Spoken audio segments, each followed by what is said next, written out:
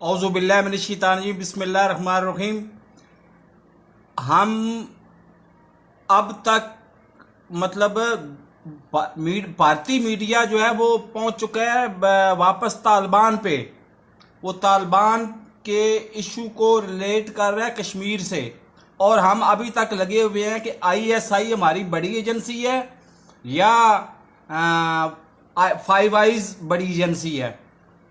तो खुदारा अल्लाह का वास्ता है कि इस जंग मीडिया वाले 1850 की दिहाई से बाहर निकलें और ये सोचे कि ये 2021 है और 19 सितंबर हो गई है आज 2021 की। खुदारा कुछ अकल के नाखन लें।